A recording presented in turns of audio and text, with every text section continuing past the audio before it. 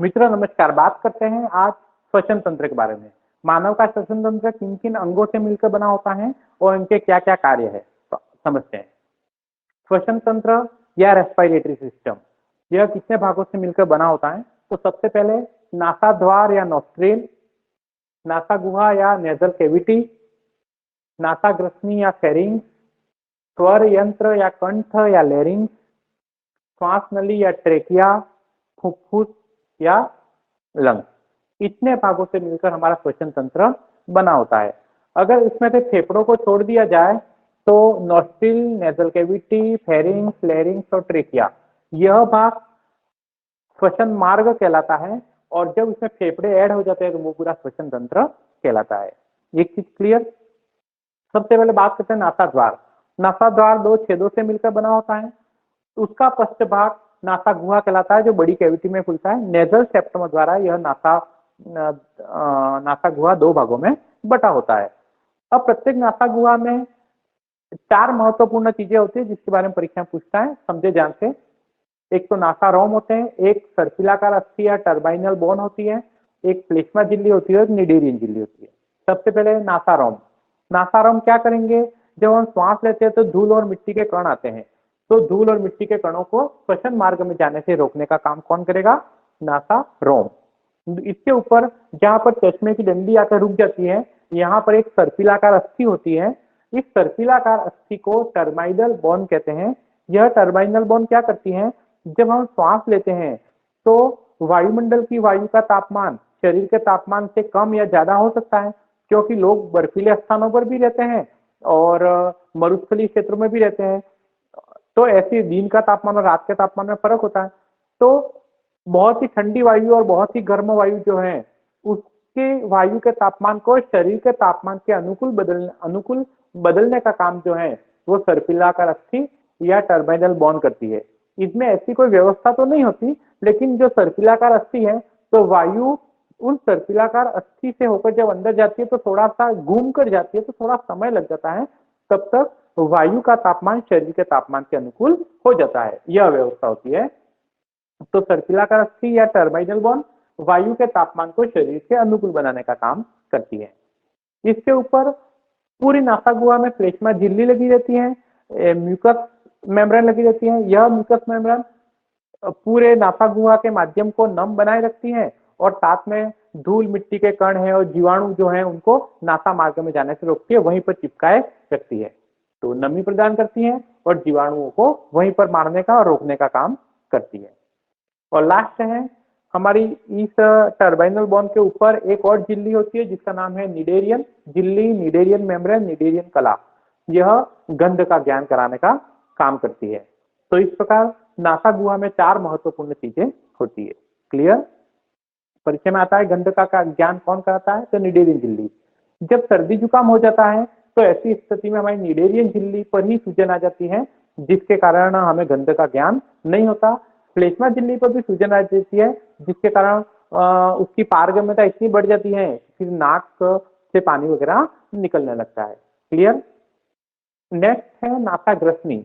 नासाग्रसनी या pharynx. Pharynx की बात हमने पाचन तंत्र में कर ली है, इसलिए यहाँ पर चर्चा करने की जरूरत नहीं है। याद रखना है फेरिंग्स में 6 छिद्र होते हैं, और फेरिंग्स में हवा और भोजन के जाने का नियंत्रण एपिग्लोटिड नामक एक उपास्थि करती है। ये एपिग्लोटिड उपास्थि कहाँ है वो अपन यहाँ चर्चा करेंगे।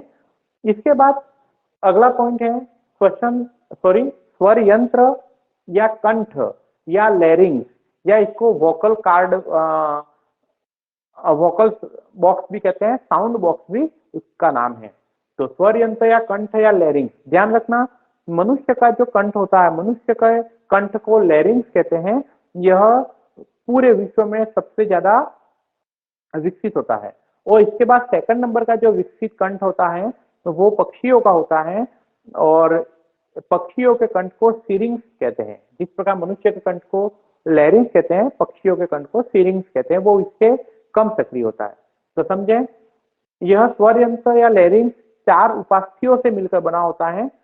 ये 4 उपास्थियां कौन सी है? ये नाम बहुत ही ज्यादा याद रखने की जरूरत है। क्यों याद रखना है समझे। 4 उपास्थियां कौन कौन सी है? थायराइड, क्रिकोइड, एरिटिनोइड और एपिग्लोटिड। ये 4 उपास्थियां हैं। थायराइड, यहाँ यह उपास्थि है, यहाँ पर एक ग्रंथि पाई जाती है जिसको थायराइड ग्रंथि कहते हैं। तो थायराइड ग्रंथि का नाम वहां पर पाई जाने वाली उपास्थि के कारण पड़ा है।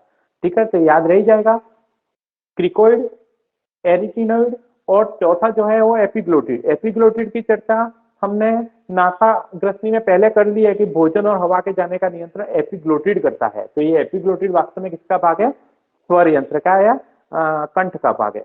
इन चारों उपास्थियों के अलावा एक और चीज पाई जाती है, कुछ लिगामेंट पाए जाते हैं, कुछ तंतु पाए जाते हैं जिसको अपन स्वर रज्जु कहते हैं। यह स्वर रज्जु जब हम श्वास लेते हैं या जब हम बोलने की कोशिश करते हैं तो ऐसी स्थिति में ध्वनि इन स्वर रज्जुओं से टकराती है, तभी आवाज उत्पन्न होती है। तो कुल मिला के हमारा जो कंठ है, हमारा जो वोकल कार्ड है, वो चार उपास्थियों से और स्वर रज्जु से मिलकर बना होता है। क्लियर? नेक्स्ट बात करते हैं श्वसन नली। श्वसन नली को ट्रेकिया कहते हैं, TRACHEA, ट्रेकिया। यह ट्रेकिया लगभग 12 सेंटीमीटर लंबी होती है, मतलब ग्रीवा क्षेत्र से शुरू होकर और वक्ष गुहा में लगभग मध्य तक जाती है। 12 सेंटीमीटर लंबी होती है। यहाँ पर जाकर वो फिर दो भागों में बढ़ जाती है, तो इसको अपन ब्रोंकस कहते हैं और संबंधित फेफड़ों में वो दोनों ब्रोंकस चले जाते हैं। तो समझे, एक तो 12 सेंटीमीटर लंबी होती है, ये याद रखना है। और दूसरा, जब श्वास ले तो कहीं वो पिचक नहीं जाए, कहीं वो आपस में दोनों दीवारें चिपक नहीं जाए, उसके लिए क्या व्यवस्था होती है? तो उसके लिए सी आकार के उपास्थील छल्ले लगे रहते हैं। यह सी आकार के उपास्थील छल्ले श्वास नली को पिचकने से रोकते हैं। क्लियर? इसके बाद आता है श्वसन नली का अगला वाला भाग है फेफड़े या फुफ्फुस। यह फेफड़े स्पंजी होते हैं। दायां फेफड़ा यानी राइट लंग जो होता है वो 3 पोलियो का बना होता है, अपेक्षाकृत ज्यादा चौड़ा होता है, जबकि बायां या लेफ्ट फेफड़ा जो होता है वो 2 पोलियो का बना होता है और वो अपेक्षाकृत लंबा होता है। तो राइट लंग चौड़ा और लेफ्ट लंग लंबा। क्लियर? ये अपन को थोड़ा ध्यान रखना है। अब हम बात करते हैं, ये जो बनाया है वो है श्वसन वृक्ष। इसको रेस्पिरेटरी ट्री के नाम से जानते हैं।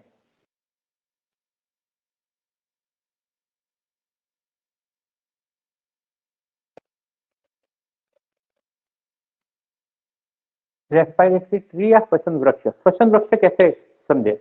यहां से शुरू करते हैं ट्रेकिया। ये जो मैंने लाल रंग की छोटी सी नली बनाई है वो ट्रेकिया है। यह ट्रेकिया आगे 2 भागों में बढ़ जाता है। ये दोनों संबंधित भाग ब्रोंकस कहलाते हैं।